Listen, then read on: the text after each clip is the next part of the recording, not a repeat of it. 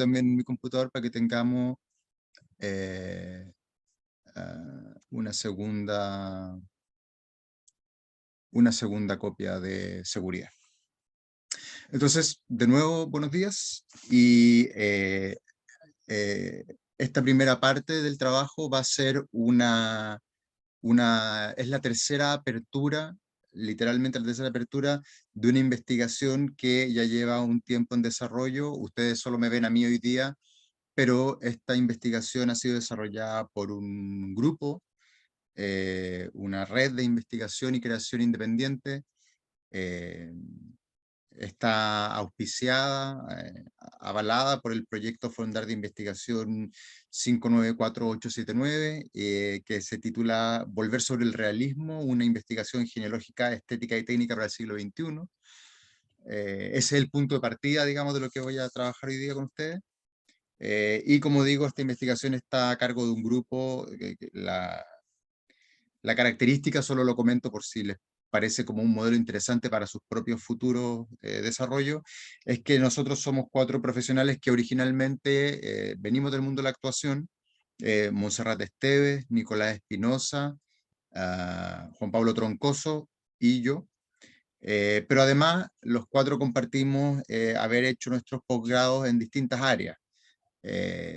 Hay entre nosotros posgrados en magísteres, en dirección, en teoría teatral, en pedagogía, en arte, teoría y estética del arte, y doctorado en estudios culturales. Entonces lo que hacemos es tratar de hacer un diálogo más como interdisciplinario para hablar de estos temas. Y como a lo mejor se puede haber entendido en el título, lo que quiero presentarles es un avance de resultados de esta investigación, una apertura, como decimos, y el título ya puede marcar, de esta presentación marca una diferencia con el proyecto original, ¿no? El título de esta presentación es Más allá del realismo. Más allá del realismo, y tiene una bajada, un subtítulo con 3 conceptos, ¿no? Más allá del realismo, escena moderna, escena performativa, escena decolonial. Eso es lo que voy a tratar de proponerle. Y entonces, lo que quiero, esta primera exposición va a durar algo así como 30 minutos para que tengamos esa imagen, y después abrimos el diálogo. De todas maneras, si es que durante la exposición hay preguntas o alguien quiere intervenir, pueden siempre abrir su micrófono o escribir en el chat en el formato que les resulte más cómodo, porque para nosotros es muy virtuoso poder conectar nuestra investigación como red con el diplomado en dirección del Departamento de la Universidad de Chile, que es nuestra contraparte y que le da un alcance un poco más grande a la presentación. Ya, entonces empiezo. Y empiezo diciendo que, como ya sugerí 2 veces, este trabajo empezó siendo una reflexión en torno a la idea del realismo, pero en el contexto de las prácticas contemporáneas, de las prácticas escénicas del siglo XXI. Y en esa tarea, cuando nos propusimos eso, fue bastante inmediato desde el inicio que se impuso la necesidad de ir más allá de los marcos conceptuales que hasta ahora parece que estamos aceptando sin mucho cuestionamiento, ¿no? En cuanto dijimos realismo, nos enfrentamos a múltiples realismos que son una etiqueta que se le está poniendo al parecer a distintas experiencias humanas. Entonces hay un realismo desde la filosofía hasta las artes visuales, hay un realismo desde la producción literaria hasta la producción cinematográfica, y por cierto, hay un realismo que podemos describir como problemas que tiene el teatro europeo desde finales del siglo XIX. Entonces, si hay tantas aproximaciones, lo que nos hizo mucho sentido es una observación que hace un autor norteamericano que se llama Fredric Jameson, que dice que el realismo, en tanto objeto de reflexión, parece desviarse permanentemente en 2 direcciones. En 2 direcciones opuestas, de manera que, una y otra vez, dice Jameson, los esfuerzos de análisis al final nos terminan enfrentando nunca al realismo, sino a un conjunto de consideraciones, ya sea sobre su surgimiento o sobre su decadencia y disolución. Pareciera que le pasa a todo el mundo cuando trata de hablar de este tema, queda atrapado en estos dos extremos, ¿no? No es casualidad que el libro que le dedica Jameson al tema se llame Aporías, Aporías del realismo. Entonces la cuestión del realismo en las prácticas de escenas requería, para nosotros como grupo de investigación, volver a centrar la pregunta. Entonces que ya no se trate de constatar el modo en que nuestras expresiones artísticas, es decir, aquellas obras que nosotras y nosotros hacemos, en nuestro caso desde Chile, desde Sudamérica, desde Latinoamérica, desde el siglo XXI, ya no se trata de contestar cómo esas expresiones artísticas se conforman a un modelo estético anterior e ideal, se parecen o no se parecen a esta plantilla general, a este modelo ideal, sino se trata de preguntarnos quién dibujó la plantilla, cómo llegó a constituirse ese modelo. Y ahí no se trata solamente de repetir, hay algunas observaciones críticas, ¿no es cierto?, muy valiosas. Por ejemplo, Patrice Pavis en su diccionario, él es uno de los primeros que consigna, ¿no?, esta idea de que el realismo es al mismo tiempo una estética histórica y un conjunto de herramientas, ¿no? Entonces ya eso es algo que se sabía, sí, se sabe que uno puede hablar históricamente de un periodo del realismo, pero también puede recoger las herramientas que ese realismo le hereda al futuro. Pero no se trata solamente de decir eso, porque ya estaba dicho, sino que se trata, Francisco, y consulta. aquí, ¿cómo dice? Disculpa por interrumpirte, No, por perdón. favor. Eh, Háblate que el realismo se va en dos direcciones que se enfrentan. ¿Cuáles vendrían siendo esas dos direcciones? Hasta ahora he dicho que Jameson dice, ¿no es cierto?, que cuando se habla de realismo, los estudios, los teóricos que enfrentan el problema, o hablan de cómo surge el realismo, como si todo el problema estuviera al principio, y el principio fuera a explicarlo todo, o hablan de cómo el realismo se acabó, fracasó, se desdibujó, se transformó en otra cosa, etc. Esa es una de las divisiones. Y la otra, la que nos señala Pavís, es que el realismo puede ser la estética realista, o sea, algunas obras hechas por algunos artistas en algún periodo, o sea, eso es lo que llamamos una escuela estética histórica, ¿no es cierto? Así como uno puede hablar de impresionismo en la pintura o de romanticismo en la música, uno puede hablar de un periodo histórico, y entonces solo las autoras y autores que crean en ese momento y en ese contexto pertenecerían a esa escuela. Y entonces uno puede decir, bueno, entonces el realismo ya simplemente no existe, porque se pasó ese tiempo, pero evidentemente esa afirmación nos dice muy poco de lo que te pasa a ti y a mí como directores cuando nos enfrentamos al trabajo teatral. O uno podría decir, bueno, el realismo son simplemente las herramientas y entonces, por ejemplo, para efectos de la actuación, el análisis de un personaje en términos de objetivos y acciones y circunstancias dadas stanislavskianos son las herramientas que nos hereda el realismo. Eso, por supuesto, es cierto. Gracias. Eso, por supuesto, las dos observaciones, y muchas gracias, y por favor, mantengamos este diálogo todo lo que sea necesario.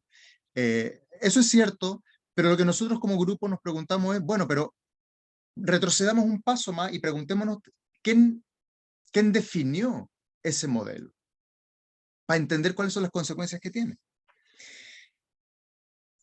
Porque el realismo, y aquí otra vez voy a citar a Jameson, porque sus observaciones son probablemente muy agudas y vale la pena rescatarlas, dice, el realismo tiene la siguiente condición, y él usa esta idea de un concepto híbrido, porque dice Jameson, en el caso del realismo, hay una, las palabras que usa es, hay una proclamación epistemológica, es decir, hay una idea de que existe una manera del conocimiento y de la verdad, y eso es lo que está detrás del realismo, una afirmación sobre el conocimiento y la verdad que tiene un carácter epistémico, epistemológico, y que de alguna manera esa afirmación sobre la verdad se tradujo en un ideal estético.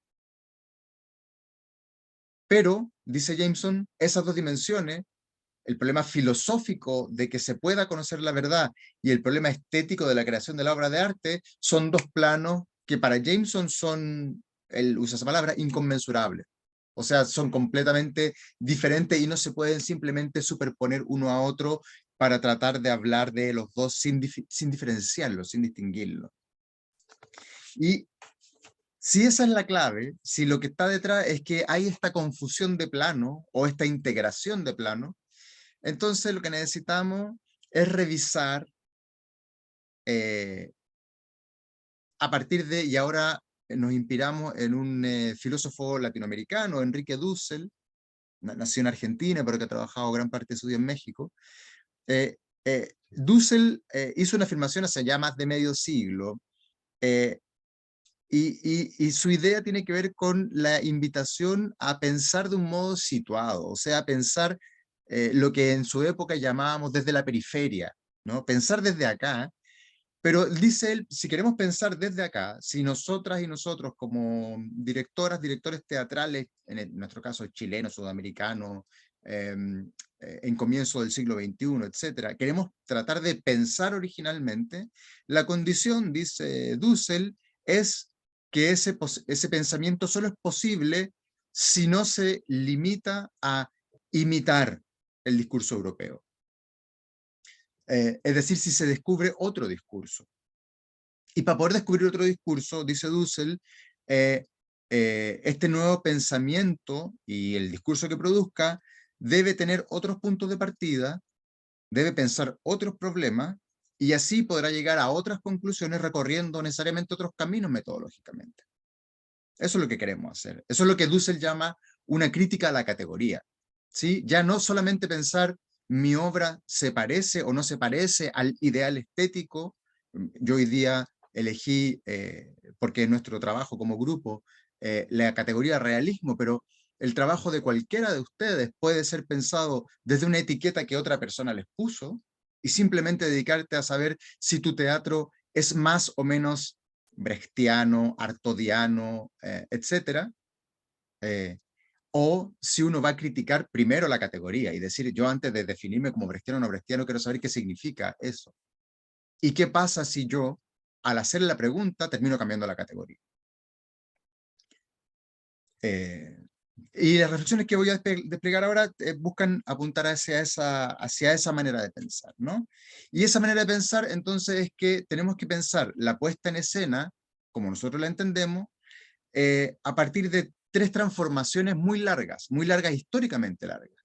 Y esas son lo que yo voy a llamar ahora transformaciones en las cosas del hacer, en las cosas del saber y en las cosas del ser.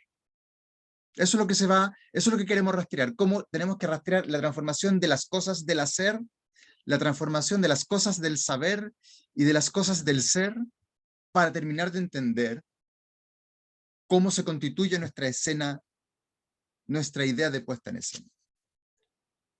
Entonces, como digo, esta es una mirada amplia. Yo voy a, en esta presentación, simplemente esbozar algunos puntos para que dar una sensación así como de un paisaje largo. Las cosas del hacer, cuando hablamos de las cosas del hacer, estamos hablando de la idea de trabajo, ¿no? De la idea de trabajo como ese conjunto de operaciones humanas que se ejercen sobre la materia física, pero también sobre cuestiones inmateriales como las ideas, como los conceptos, que forman parte de una manera de producir y reproducir la vida humana. Ahí estamos pensando en una definición de un economista argentino que se llama Julio Neff. Entonces, lo que voy a decir ahora no es difícil de pensar, no es fácil imaginar que el modelo de trabajo humano que nosotros podemos reconocer como moderno, o sea, aquello que Marx describe como el modo de producción capitalista, las relaciones de producción e intercambio que le corresponden a ese modelo, no surge completamente configurado de la noche a la mañana en un día específico de la historia, ¿no?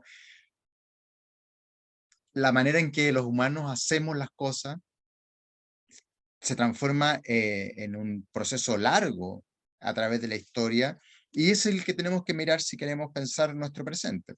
Entonces, por ejemplo, algunos antecedentes de esas transformaciones las encontramos en el mundo europeo, tan atrás como en el siglo XIII, ¿sí?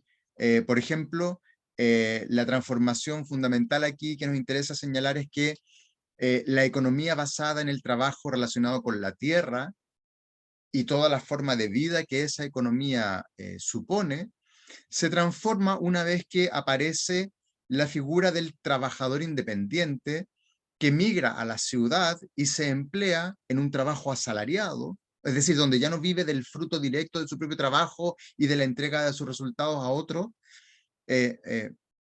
sino que intermedia el salario en, por ejemplo, en el siglo XIII, perdón, en el siglo XIV, en las ciudades de lo que hoy día llamaríamos Italia, ¿no? Florencia, Toscana, Romaña, en esas zonas donde empiezan a aparecer los talleres textiles, donde encontramos como los primeros modelos de un tipo de trabajo que se va a parecer a lo que va a constituir más adelante el mundo obrero, ¿sí? Entonces, en la historia del trabajo asalariado, va a decir un historiador de apellido Rutenberg, comienza en el sentido propiamente tal en estas industrias manufactureras. No, aquí no me interesa contar la historia de la clase obrera, sino mostrar cómo esa transformación en el hacer es clave para entender el valor del trabajo humano en el nuevo contexto del mundo que se está configurando. Por ejemplo, aparece la idea misma de obrero, ¿no? De laboranti en las distintas lenguas italianas, ¿no? Por ejemplo, que estos trabajadores no son necesariamente personas conocidas por el dueño del taller. Estos trabajadores y trabajadoras tienen como característica que lo único que poseen son sus manos, ¿sí? Su propia fuerza de trabajo, y es esa fuerza de trabajo lo que le venden al patrón, y el patrón es el dueño de todo lo demás, es dueño de las máquinas, del taller, de las materias primas, etc. Y, y al transformarse la manera en que trabajaba el ser humano, también cambia la forma en que se controla esa fuerza de trabajo. Entonces, por ejemplo, junto con la transformación del antiguo campesino, ¿no es cierto?, en un mundo feudal, a este trabajador protomoderno, empiezan a surgir las reglas que limitan, por ejemplo, cuántas veces se puede cambiar de trabajo un trabajador, ¿sí? Al mismo tiempo que estaba apareciendo una especie de versión o de opción de emancipación o libertad del trabajo, empiezan inmediatamente a aparecer reglas que dicen que, por ejemplo, un trabajador solo puede trabajar para una compañía o máximo dos, legalmente, ¿no? Y que los trabajadores tenían que pertenecer a sindicatos o a la idea de grupos organizados de trabajadores o a gremios, ¿no? Entonces, esa tensión, ¿no es cierto?, es la que me gustaría mostrar ahí como eh, cuando el trabajo humano cambia y cuando la capacidad libre del trabajo humano puede emanciparse, al mismo tiempo produce sus nuevas reglas de limitación. Esta forma de trabajo también cambia, por ejemplo, estoy simplemente uniendo puntos para, como decía, trazar un paisaje, cambia la percepción del tiempo. Cuando el trabajo era el trabajo agrícola, bastaba pensar en una jornada de trabajo que es de sol a sol. Se trabaja desde que amanece hasta que anochece, y se pueden usar como referencia horaria las antiguas eh, horas del ritmo de vida religioso, lo que se llaman las horas canónicas, ¿no? Que venían de la organización del mundo de la iglesia. Sin embargo, el paso del trabajo de la tierra al trabajo en el taller cambia el sentido del tiempo y se empieza a hacer popular, por ejemplo, la existencia de relojes con campanas o campanas que funcionan como relojes y que van marcando las distintas horas del día. ¿Se fijan? Lo que estoy tratando de mostrar acá es que el cambio en el trabajo cambia la manera en que percibimos el tiempo. ¿En qué momento empezamos a pensar el tiempo en relación o en función de las horas, por ejemplo? Y este cambio es un cambio mucho más profundo, porque en realidad uno lo puede interpretar también como un cambio donde pasamos de un mundo donde la hora está medida por Dios, ¿no?, en el ritmo del día y de la noche, del sol y de la luna, a una hora o una idea del tiempo que es completamente laica, porque tiene que ver con la hora en que se abre y se cierra el taller. Es la hora de la ciudad, es la hora del mundo urbano, es la hora de la modernidad que empieza a anunciarse. El que trabaja mucho esto es un medievalista, Jacques Le Goff, que ha escrito al respecto, ¿no? Y entonces él va rastreando como historiador la manera en que los distintos pueblos o ciudades van construyendo campanarios y cómo en las ciudades, él muestra una correlación que es muy interesante. En las ciudades donde no hay industria textil a finales de la Edad Media, no aparecen los relojes con campana o los relojes con campana que marcan el tiempo del trabajo. ¿Sí? Y por último, uno puede mostrar, ¿no es cierto?, que esa transformación de esta fuerza de trabajo que de alguna manera empieza a entender su propia capacidad humana en lo que algunas personas describen como la invención de la huelga, ¿no? En el sentido moderno otra vez, ¿no? En este siglo XIV se producen los primeros levantamientos de obreros, de estos trabajadores textiles, ¿no? Que en la Florencia, a la época, les llamaban los chompi, los trabajadores que no pertenecían a ningún gremio, que no eran dueños de nada, que eran simplemente los que vendían su hora de trabajo, su fuerza de trabajo en los talleres textiles, eh, se organizan como grupo y entienden que tienen un cierto poder y demandan, de hecho, estamos hablando de 1378, demandan en un levantamiento popular eh, participar del gobierno de la ciudad, participar de las decisiones que se toman respecto de los temas del trabajo, por ejemplo, los salarios, sin tener que ser representados por nadie más que por sí mismo, ¿no? Entonces se está configurando una transformación del mundo del trabajo que cambia muchas cosas. Otra forma de pensar esta transformación del trabajo, yo la encontré rastreando las investigaciones que Michel Foucault hace sobre la locura, por ejemplo, ¿no? Cuando él está tratando de mostrar la manera en que surge esta figura, ¿no es cierto?, que uno podría escribir como moderna, de la locura, lo que él descubre es que en estas sociedades urbanas que se están reorganizando en Europa, se empieza a utilizar la tecnología del confinamiento, de la necesidad de encerrar a ciertos seres humanos o de obligarles a trabajar, ¿sí? Entonces, ya en, por ejemplo, 1532 en París, el Parlamento de la ciudad decreta que se arresten los mendigos y se les obliga a trabajar en la creación, en la construcción de las alcantarillas de la ciudad. En 1656, también en París, se crea el Hospital General, que va a ser un espacio donde, va a mostrar Foucault, ¿no es cierto?, progresivamente se va a encerrar a todos estos sujetos, a todos estos seres humanos que son de alguna manera disidentes de la vida en la ciudad. Justamente esa disidencia está marcada por su oposición, por su negación a participar de las nuevas reglas del trabajo de la ciudad. ¿Quiénes son los que son encerrados? Los que no quieren trabajar o los que no pueden trabajar. Estas instituciones de encierro se multiplican en los territorios que hoy día nosotros conocemos como Francia, se multiplican en Inglaterra, donde se crean las correccionales, los House of Correction, en 1575, tienen otras dinámicas, no son iguales las de la cultura francesa, la cultura inglesa, de la cultura germana, pero el tipo de institución es la misma, ¿no? Se crean estas instituciones, adentro de estas casas de encierro, se crean talleres otra vez, se crean manufacturas, se crean talleres textiles, por lo tanto se trata de encerrar a estas disidencias sociales y obligarlas a trabajar. Y aquí la idea de trabajo es interesante porque no solamente, o ni siquiera se piensa siempre en que sea un trabajo económicamente productivo, pero por un lado está la cuestión de la productividad y por otro lado está la cuestión de una ética del trabajo, de un disciplinamiento del trabajo. Y esto también ocurre en el mundo de habla alemana, en Hamburgo, Basilea, Frankfurt, Königsberg, etc. También se dan este tipo de casas de encierro. Entonces, a mí lo que me importa es que Foucault estaba pensando en definir la locura, pero lo hace por la vía de entender que, o nos muestra ciertos indicios de que lo que está en juego es el control de la capacidad de trabajar y de ser útil a este modelo de organización social.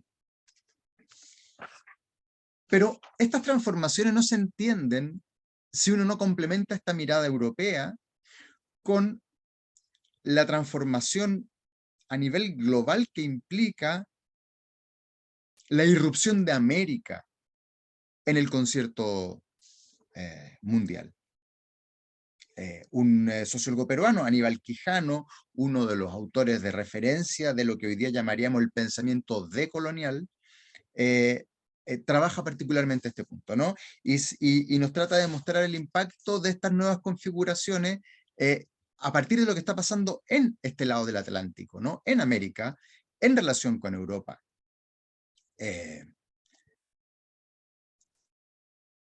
Por ejemplo, señala Quijano que las formas de control y de explotación del trabajo y del control de la producción, apropiación, distribución de productos fueron articuladas en América inmediatamente en términos de la relación capital-salario. Y eso pasa aquí de un modo mucho más intenso y más extenso de lo que estaba pasando en Europa en la misma época. En otro sentido, en América van a convivir las distintas formas de trabajo que se podían reconocer en distintas sociedades. En América iba a convivir en la forma del trabajo, de la esclavitud, de la servidumbre, todavía de la reciprocidad entre los grupos que eran originarios de nuestro continente, y van a estar conviviendo y articulándose con con el protocapitalismo, ¿no? Con las relaciones de trabajo asalariado, de pequeña producción mercantil, que también están empezando a aparecer acá en América.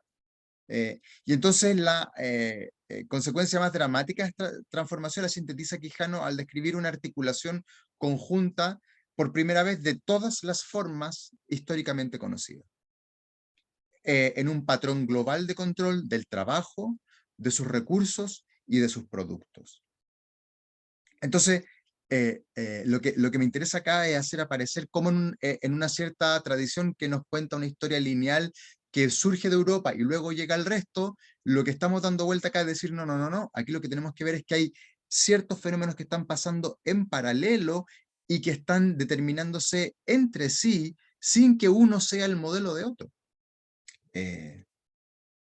Por ejemplo, esta idea de organización del trabajo en América se constituye, se configura como una forma de trabajo que Quijano va a decir que es constitutivamente colonial en dos sentidos.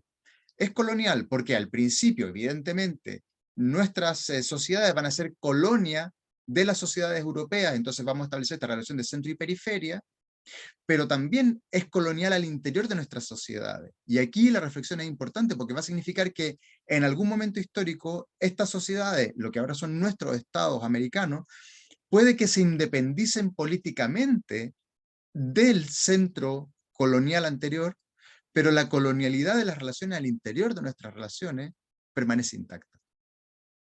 Permanece intacta. Entonces, todo está larga y voy a avanzar un poco más rápido. Después, si hay dudas sobre algún aspecto específico, prefiero que aparezcan las preguntas, que yo dé la lata demasiado rápido, digamos, demasiado tiempo. Todas estas transformaciones del trabajo hacen aparecer lo que podríamos definir técnicamente como una experiencia o como una forma de la performatividad moderna.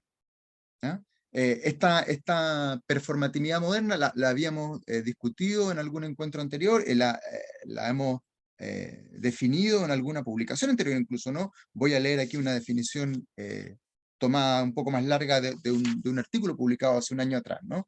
Llamaremos performatividad tanto a la capacidad como al proceso emergente en el que el ser humano, a través de todas y cada una de sus acciones, produce relaciones sociales por medio del hacer concreto de su trabajo vivo. Esta capacidad o trabajo performativo marca una transición desde una potencia todavía no objetivada, una cierta capacidad en abstracto del cuerpo humano y su vida, hacia una producción productiva, creadora, transformadora, concreta, expresada a través de objetos, es decir, de un trabajo que se objetiva, pero sobre todo encarnada en relaciones no materiales, relaciones sociales, en forma de trabajo intersubjetivado o producido entre los seres humanos. Lo performativo es una capacidad humana que se despliega en un sistema de relaciones sociales, materiales y simbólicas producidas de un modo situado e histórico. Lo que interesa entonces de toda esta introducción es percibir el modo en que se fue configurando históricamente esta capacidad performativa de la acción humana en un contexto de transformaciones de los modos de las cosas del hacer y su articulación, y ahora voy a pasar a eso, con los modos del saber y del ser. Y eso es lo que me gustaría presentar ahora. Hablé de las cosas del hacer, voy a hablar ahora de las cosas del saber. Aquí lo que interesa es mostrar el modo en que la idea de saber va transformándose en paralelo a la transformación de las cosas del hacer. Entonces, hay una cierta narrativa acerca del saber que probablemente a ustedes les va a sonar familiar, más allá de que uno maneje los detalles específicos de uno u otro autor, uno u otro periodo, pero uno podría decir que tenemos una historia sobre la razón moderna y sobre la idea de ilustración que nos hace un cierto sentido respecto de describir cómo vivimos hoy en día. ¿Sí? Dice Foucault que de Montaigne a Descartes adviene, dice él, una nueva ratio, una razón que va a terminar describiéndose como una razón moderna, ¿no? Ahí voy a ir citando muy rápidamente autores para no demorarme en eso, pero en Hume, como un autor de esta modernidad temprana, encontramos la valoración del uso del dato empírico, de la experiencia y de la observación como una manera de saber que se diferencia de las formas del saber en las que la confianza está puesta en una explicación que es anterior, por ejemplo, una explicación teológica. Lo que está transformándose es que ya no basta que Dios explique al mundo, o no basta la confianza en que toda explicación finalmente va a estar en Dios, sino lo que va a importar es que yo pueda acceder, la novedad es la idea de que yo puedo acceder a ese saber a través de la experiencia, la observación humana. En ese proceso, estoy yendo muy rápido, estoy saltando por los siglos, pero en ese proceso de transformación, ¿no es cierto? Ya Kant, como autor, nos va a indicar que de lo que se trata es de reconocer que no hay razón por fuera de la experiencia humana. Fíjese lo que está diciendo Kant. Incluso puede que haya cosas que están más allá de la experiencia humana, pero esas cosas no pertenecen al mundo de la razón. Por lo tanto, ya en Kant, en el ámbito del saber, se reproduce lo que pasaba en el ámbito del hacer del que hablábamos antes.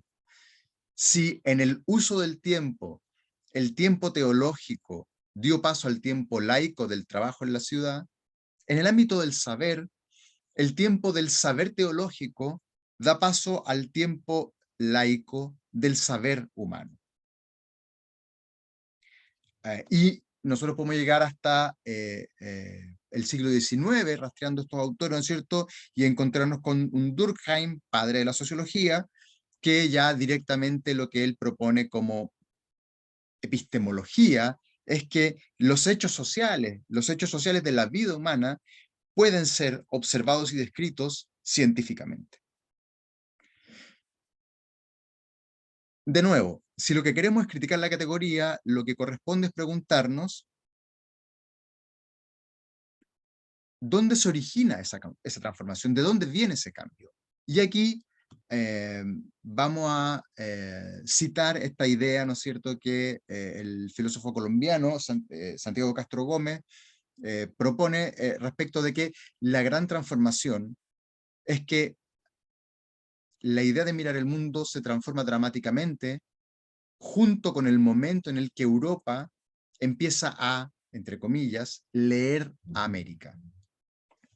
Entonces, nuestro filósofo argentino Dussel va a decir, la clave de la modernidad no es que haya surgido de la nada un filósofo como Hobbes y se ponga a preguntar por la vida social y la razón, sino en el hecho de que Europa cruza el Atlántico y se encuentra con algo que no había visto.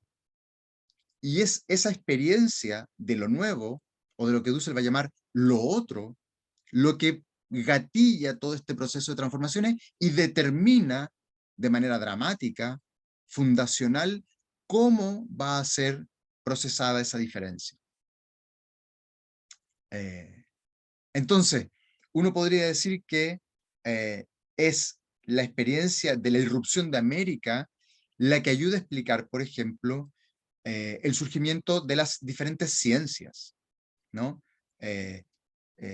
Foucault va a reparar, ¿no es cierto?, en la manera en que surgen las ciencias del habla, del trabajo, de la vida. Yo agregaría las del cosmos. Y entonces vamos viendo, ¿no? Vamos viendo qué es lo que aparece ahí. Cuando aparece la ciencia de la vida, ¿no es cierto? Esa ciencia de la vida, lo que hoy día llamaríamos biología, está íntimamente ligada con el hecho de que Europa mira a América y necesita entender, describir, contar toda la riqueza de esa vida que surge junto con el descubrimiento para ellos de esta nueva territorio.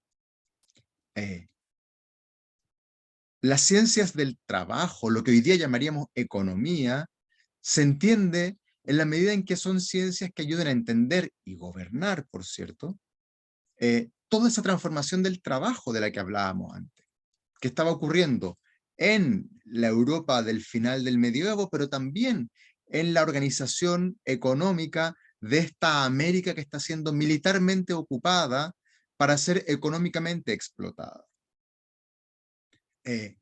Las ciencias del habla cumplen un rol muy interesante, el estudio de las distintas lenguas, porque lo que uno podría identificar detrás del estudio de las distintas lenguas, y ese es un proyecto ilustrado, digamos, desde el siglo XVII, se están registrando, ¿no es cierto?, intentos por conocer todas las lenguas del mundo y tratar de encontrar la estructura subyacente a todas. Lo que está detrás de ese esfuerzo es la idea de que existiría una razón humana común que subyace el surgimiento de las distintas lenguas. E incluso, yendo un poco más atrás, ¿no? Las transformaciones en las observaciones del cosmos, las grandes irrupciones, las transformaciones en la astronomía, ¿no es cierto? Desde el salto copernicano hasta el gesto de Galileo, etcétera, tienen que ver con esta idea de un ser humano que descubre que ya no le resulta suficiente la explicación teológica, sino que quiere recurrir por sus propios medios a la comprensión del mundo, y no solo del mundo, del universo. Entonces, si esta explicación tiene sentido, lo que se transforma es la idea misma de modernidad. Y entonces pasamos de una narrativa donde la modernidad es algo así como un ideal puro que se destila en Europa y que después es traspasado como una plantilla que se sobrepone y con la que se pinta la cultura del resto del mundo, que es una cierta forma de mirar la realidad, a una idea distinta de modernidades, que son configuraciones que surgen simultánea y dialécticamente en distintos puntos y que surgen por el encuentro de los saberes específicos de distintos orígenes. Entonces hay una modernidad que no puede surgir sino por el encuentro de América y Europa. Hay una modernidad que no puede surgir sino por el encuentro de África con Europa, de Asia con Europa, y luego del encuentro entre lo que hoy día llamamos el Gran Sur, ¿no? El diálogo más directo que queremos empezar a tener entre América, África, Asia, etc. De lo que se trata es de, insisto, desmontar ciertas ideas de moldes ideales para descubrir cómo se transforman las cosas del saber en este proceso. Vuelvo a, a nuestros teóricos latinoamericanos para decir que la transformación más importante quizá es la idea de colonialidad del saber. Colonialidad del saber, que se puede sintetizar en la frase de Quijano, que nos dice algo así como que Europa expropia, reprime e impone. Veamos qué significa esas tres ideas. Europa llega a América y expropia todo lo que de conocimiento encuentra acá. Expropia el arte de las culturas americanas, expropia la riqueza, el oro, expropia los códices, expropia las historias, las hierbas medicinales, los usos, la tecnología agropecuaria, eh, eh, la papa y el tomate, si tú quieres ponerlo en esos términos, ¿no? Expropia el saber. Al mismo tiempo reprime el saber de estas diversidades, de este otro que ha encontrado, ¿no? Se prohíbe paulatinamente en los distintos mundos coloniales, se prohíbe, por ejemplo, el hablar en las lenguas originarias de los territorios que han sido invadidos, se prohíbe las prácticas culturales, religiosas de los pueblos que han sido sometidos, se reprime para decirlo en un sentido contemporáneo, las identidades de esos grupos y se impone finalmente el modelo evangelizador civilizatorio de esta Europa invasora, ¿sí? Como metáfora va a decir en unas conferencias de 1992, Enrique Dussel va a decir que Europa suele hablar de la irrupción del ego cogito, del yo, el cogito ergo sum de Descartes, ¿no es cierto? Esta idea de que yo pienso y por lo tanto existo. Él dice, Europa tiene esta fantasía de que desarrolló el yo pienso, pero antes del yo pienso estuvo el yo conquisto. El ego conqueror, le dice, usando el juego de palabras en latín Dussel. Europa, antes de ser este ser racional que está sentado filosofando, fue el sujeto invasor militar que irrumpe en América. Y esas son las transformaciones del saber. Y esas transformaciones del saber, como decía, determinan un tercer ámbito, que son las transformaciones del ser. ¿Qué quiere decir las transformaciones del ser? Quiere decir las maneras en que surgen distintas formas de subjetividad, es decir, distintas maneras en que yo puedo definirme a mí mismo o a mí misma en términos de quién soy, ¿no es cierto? Y aquí otra vez interesa desmontar, perdón por lo majadero, pero lo que interesa es desmontar ciertas narrativas donde el ser se piensa de una sola manera y entonces si uno busca, por ejemplo, en un filósofo chileno como Sergio Rojas, que publica en algún minuto una historia de la subjetividad, él va a decir en el comienzo de su libro, ¿no es cierto? El campo de la subjetividad es inaugurado por René Descartes, el filósofo francés. Y en cambio, un filósofo de colonial fundador, como Enrique Dussel, va a decir, no, no, no, no, no, no. El problema de la subjetividad no lo funda la filosofía europea, la funda esta irrupción que él llama la irrupción del otro en el encuentro entre Europa y América. ¿Qué significa que esta irrupción del ser americano determina las nuevas subjetividades? Por ejemplo, yo voy a poner aquí un ejemplo que trabaja Aníbal Quijano y también Santiago Castro Gómez, la idea del dispositivo de blancura. ¿Qué es lo que dicen estos autores sobre la idea de ser un sujeto blanco? Detrás de la idea de sujeto blanco está la idea de raza, ¿no? ¿Qué es lo que dicen estos autores respecto de las razas? Dicen, resumiéndolo muy rápidamente, ¿no? Que cuando hablamos de un sujeto blanco, lo que estamos hablando de un hábitus colonial, de una forma, de una práctica de diferenciación que es inseparable de su origen colonial. La raza, va a decir Quijano, es un modo de codificar la diferencia, ¿sí? Hoy día, nosotros pensamos esa codificación como un fenotipo. Creemos, entendemos que cuando se habla de blancura, estamos hablando del color de la piel, o de la forma de la nariz, o del tipo de pelo. Pero si uno revisa el origen de la idea de blancura en la relación América-Europa, lo que muestra Quijano es que la idea de blancura es un modo de legitimar la dominación económica a partir de o asociado con el control del trabajo. ¿Qué es ser blanco? Ser blanco consiste en ser dueño. En primer lugar, en ser dueño y por lo tanto de poder heredar, traspasar esa propiedad. Y luego ser blanco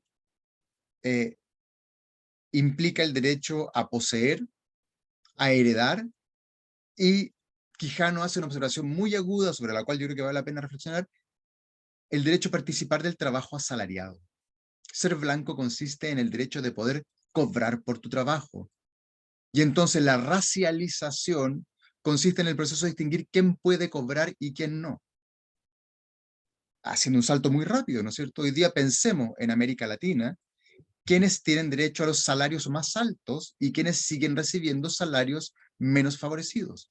Y vamos a encontrar una fuertísima correlación, ¿no es cierto?, entre las ideas de racialidad y la participación económica del mundo del trabajo. Hay un estudio, ustedes lo deben conocer quizás por ahí, el que se hizo sobre los apellidos en Chile. Los 50 apellidos que más se repiten entre las personas con más recursos por relación económica con el trabajo, y los apellidos que más se repiten entre los grupos que menos reciben. Y casualmente, no casualmente, los 50 apellidos más pobres en Chile son todos apellidos con raíz de pueblo originario. 50. Entonces la raza se funda en la idea de control del trabajo y deviene un discurso fenotípico o biologizante, pero su origen tiene que ver con el control de las cosas del hacer. ¿Se fijan cómo se estructura la cadena? Hacer, saber, ser. Uno podría hacer el mismo ejemplo pensando en el sujeto europeo burgués, y comentar que en un momento constituyente, digamos, lo que distingue al sujeto burgués originalmente es que el sujeto burgués es aquel que logra trabajar media jornada, ¿no? La gran diferencia en términos de trabajador eh, eh, de lo que luego va a terminar siendo lo que llamaríamos hoy en día la clase obrera o un proletariado y un sujeto burgués, es que el proletariado tiene que trabajar la jornada completa, en cambio el burgués tiene el derecho a trabajar solo media jornada, y por lo tanto tiene un tiempo de desarrollo para el ocio, la cultura o la entretención. Lo que está detrás de toda esta configuración del ser, ¿no es cierto?, es el proceso de surgimiento del Estado moderno.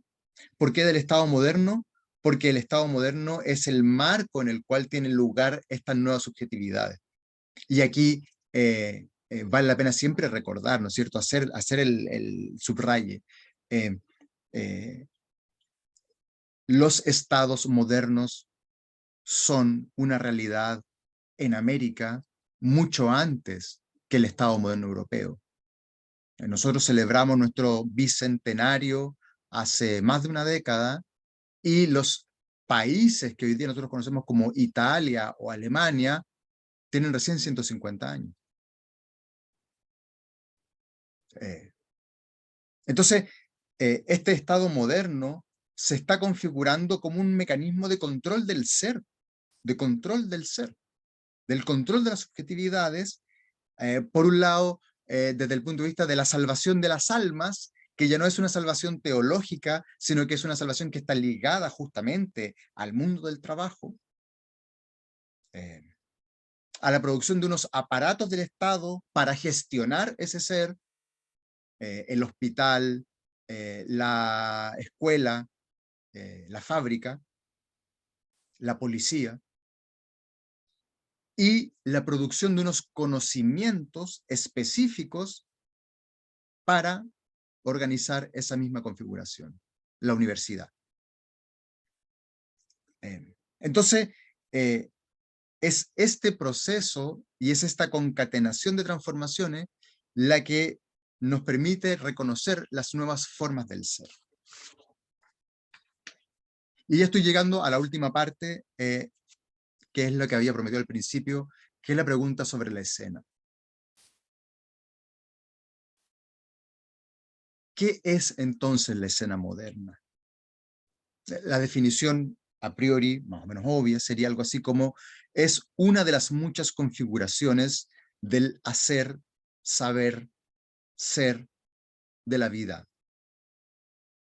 La escena moderna es una forma de mirar el mundo y de mirar su verdad.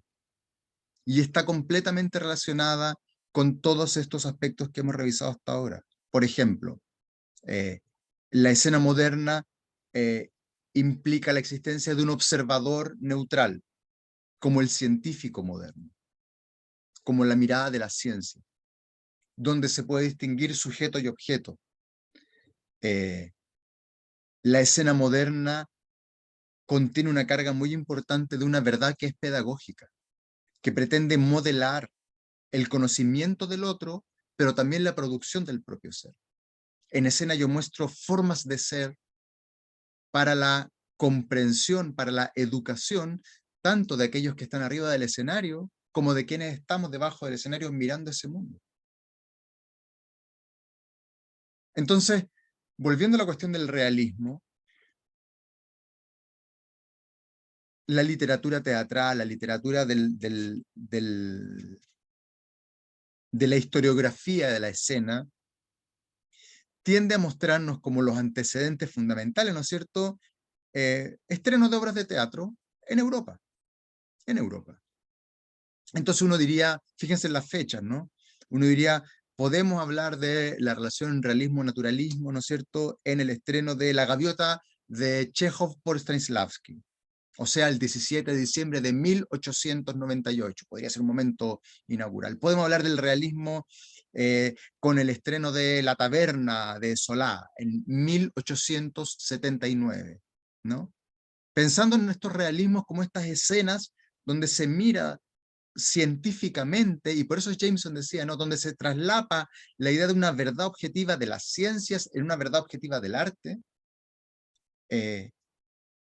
o en las propuestas escénicas de un André Antoine en Francia, ¿no? 1887, el estreno de Jacques Damour, o 1888, el estreno de El poder de las tinieblas de Tolstoy, obras que están ayudando a configurar un ideal realista. Pero, y aquí dialogamos con un profesor de la Universidad Católica, Cristiano Paso, si queremos repensar en la lógica de pensar desde otro lugar, como decíamos al principio, es bueno rastrear lo que Cristiano Paso llama las contrapedagogías. ¿Cuáles son los modelos que nos muestran otras cosas? Y en ese ejercicio contrapedagógico, insisto, dialogando con Cristiano Paso, es que, y aquí el primero que hizo la observación entre nosotros como grupo fue Nicolás Espinosa, el director y académico, profesor. Él pone el ojo en una práctica de finales del siglo XIX que va a ser la de los zoológicos humanos. Fíjense en lo que aparece acá. A finales del siglo XIX se desarrolla una práctica que consiste en tomar grupos de seres humanos de orígenes diversos no europeos y tomarlos y ponerlos en espacios de exhibición, en una cierta escena en una cierta escena antropológica, si se quiere, donde se muestran estos nuevos seres humanos. Pero noten que aquí se configuran justamente estos tres ejes de lo que estamos hablando. En la dimensión del hacer se trata de mostrar a estos seres humanos haciendo lo que hacen en tanto nativos de sus propios orígenes. Se trata de aproximarse con la lógica con la que hoy día miraríamos, ¿no es cierto?, en un canal de televisión de documentales, la vida en la tribu o en la aldea X, Y o Z. Se trata de una transformación del hacer en ese sentido. Se trata de una transformación del saber en el sentido de que se hace justamente con una pretensión científica, con la pretensión de que este ejercicio de observar esta escena antropológica nos va a permitir conocer la verdad sobre el ser humano. Y entonces, por ejemplo, en Hamburgo, en París, eh, van a aparecer, ¿no es cierto?, en el contexto de las grandes exposiciones universales, donde lo que se está tratando de mostrar es cómo es este nuevo mundo de la modernidad y toda su riqueza, y estos zoológicos humanos van a ser un elemento que aparece y se reproduce muchas veces en esos contextos. Pero ¿cuál es la clave que a mí me interesa señalar? Y después de esta clave voy a volver a la pregunta que Claudia hace en el chat. Cuando uno revisa la bibliografía en torno a al surgimiento de los zoológicos humanos, se repite siempre la misma narrativa. En 1874, un alemán de apellido Hagenbeck toma a un grupo de lapones, ¿no es cierto?, habitantes del Ártico, y los trae a Hamburgo y configura, ¿no es cierto?, y presenta el primer zoológico humano. Y se repite y se repite y se repite esa misma narración de cómo los alemanes son los primeros que lo hacen, y luego se suele contar la historia de cómo algunos fueguinos, ¿no es cierto?, grupos de los cuales incluso hoy en día tenemos algunas dudas respecto de sus orígenes específicos. Se podría tratar de Selknam, de Tehuelche, de distintos orígenes de grupos del sur patagón, chileno y argentino, son llevados a Europa, ¿no es cierto? Hay un documental muy interesante para aquellos que lo puedan encontrar, que se llama justamente Zoológicos Humanos, de Hans Mulhy. Eh, Está el libro clásico a esta altura de Christian Baez y Peter Mason, que cuenta esta misma historia, y se repite y se reproduce una y otra vez el mismo discurso. Este es un invento europeo respecto de Europa, y de cómo Europa mira estos otros grupos. ¿Se fijan lo que hice? Traté de establecer un paralelo entre el estreno de La Gaviota de 1898 o de La Taberna de 1879 con el Zoológico Humano de 1874 en Hamburgo, diciendo lo que tenemos aquí son dos versiones de Zoológico Humano. El Zoológico Humano del lapón, ¿no es cierto?, del nativo, versus el Zoológico Humano del burgués, de la familia de provincia en Rusia, del burgués parisino. Lo que tenemos es esta mirada científica sobre un momento de la realidad. Por eso es que se puede conectar el surgimiento del zoológico humano con el surgimiento de la puesta en escena moderna. Y por lo tanto, con la tradición de lo que hoy día llamamos realismo. Pero quiero agregar un dato más y cerrar con esto la exposición.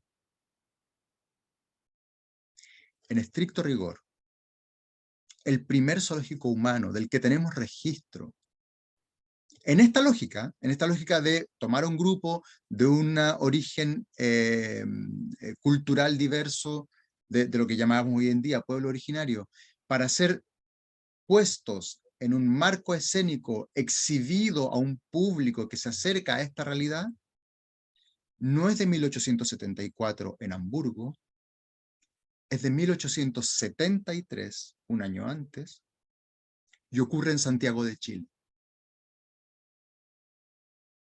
En 1873, siendo intendente de Santiago Benjamín Vicuña Maquena, se organiza una serie de exposiciones que tienen como intención ayudar a construir justamente esta idea de discurso del Estado-Nación chileno, por un lado reapropiándose de la herencia colonial. Y entonces se produce esto que se va a llamar la exposición del coloniaje. Lo que hace Vicuña Maquena es pedirle a las familias chilenas de la época, ¿no es cierto?, del final del siglo XIX, y a las instituciones, por ejemplo, a la iglesia, que presten, que pongan a la disposición del público los objetos, estamos hablando desde el piano, del primer piano que llegó a Chile en la colonia, los cuadros que retratan a las autoridades y a las familias de la época colonial, las mesas, los utensilios domésticos, para mostrar cómo esta herencia de lo colonial constituye al Chile moderno que se está produciendo en ese contexto, y al mismo tiempo Vicuña Maquena gestiona que, de nuevo, desde el sur de Chile, desde aquellos grupos que en la época se llamaban genéricamente los fueguinos, se trajera a un grupo de seres humanos que fueron puestos en un espacio especialmente acondicionado en el Cerro Santa Lucía, en el Cerro Santa Lucía, y fueron expuestos en la lógica de un zoológico humano, científico, moderno y nacional. Para mi gusto, una de las observaciones más interesantes que puedo hacer es que incluso los historiadores contemporáneos, los del año 2022, que organizaron en el Museo Histórico Nacional una retrospectiva sobre eso, cuando escriben sobre el zoológico humano del Cerro Santa Lucía, repiten la misma narrativa de se hizo este zoológico como imitación de lo que pasaba en Europa en esa época, por ejemplo, con Hagenbeck. Pero fíjense la paradoja.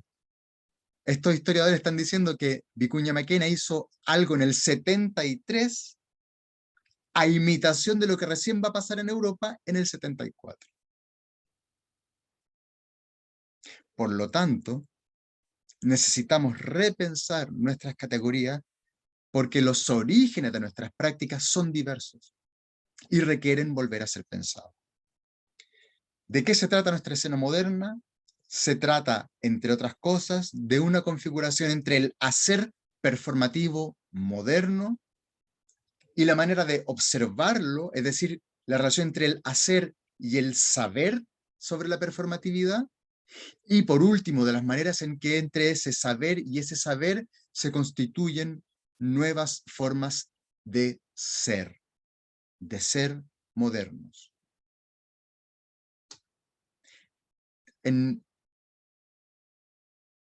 uno de los textos fundacionales de la lógica del pensamiento decolonial, Aníbal Quijano decía, de lo que se trata es que dejemos de ser lo que nunca hemos sido. Y yo podría complementar, para cerrar esta exposición, que de lo que se trata también es de que podamos ser en plenitud lo que siempre hemos sido. Muchas gracias.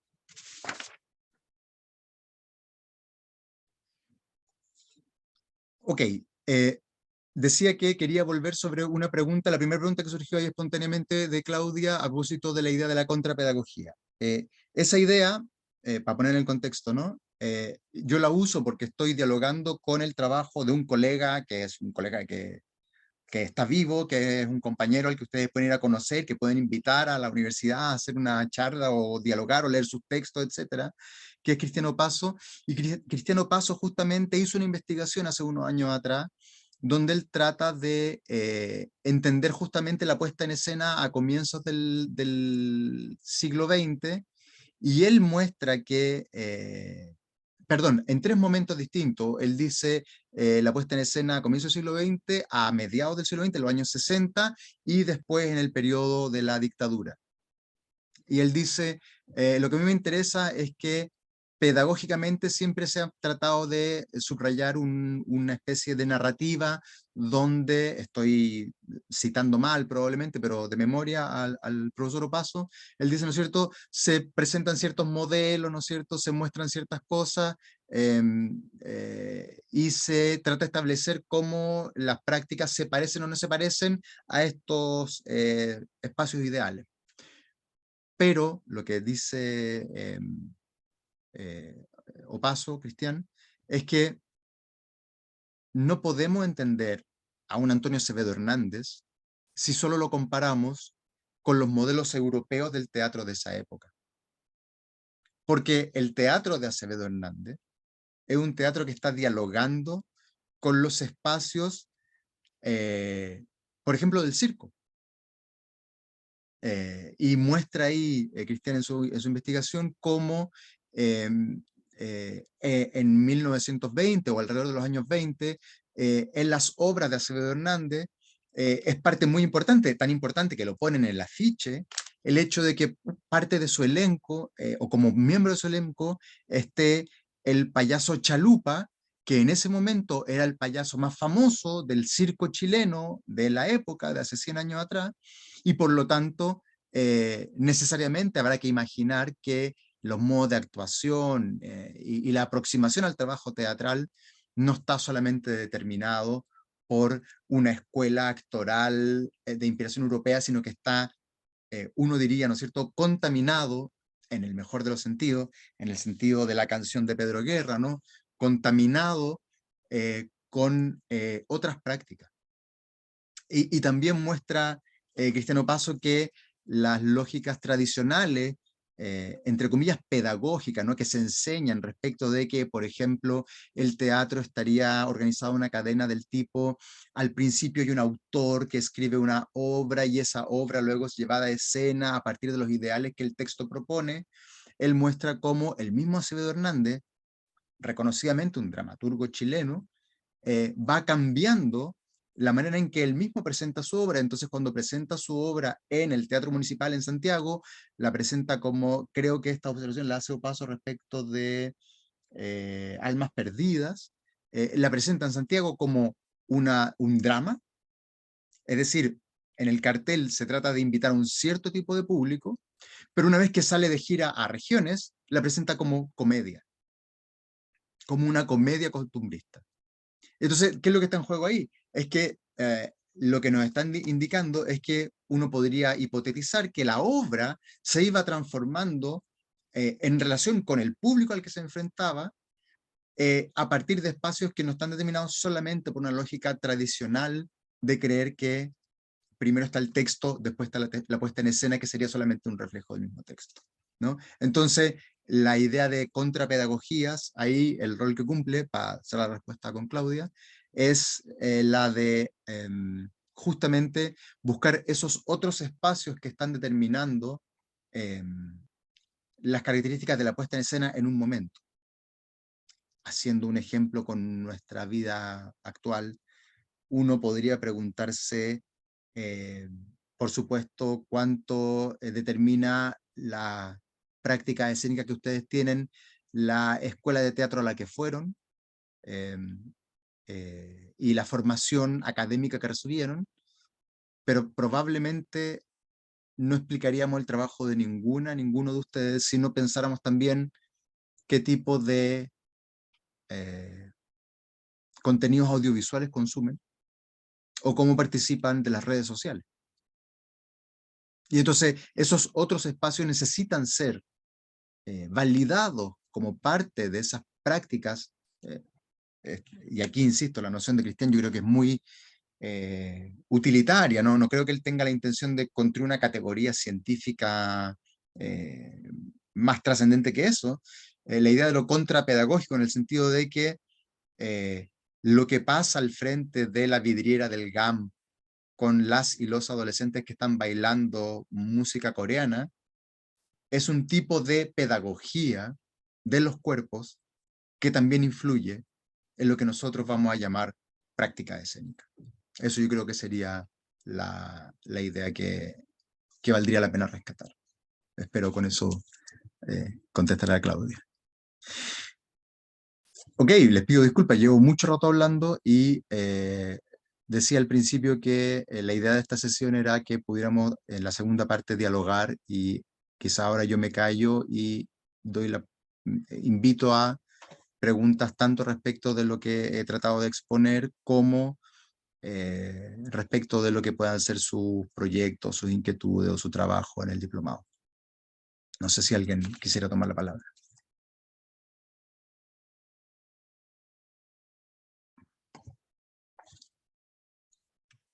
O incluso, no sé si quieren hacer una pausa de 5 minutos, que es completamente posible, digamos, si es que necesitan parar, ir al baño, o a lo mejor como están con las cámaras apagadas, han estado tomando café y respirando hondo más tranquilamente, como ustedes prefieran. No sé. Yo ¿Néstor? apoyo la moción de una pausita pequeña para poder ir al baño. Vale, hagamos eso. Voy a parar la grabación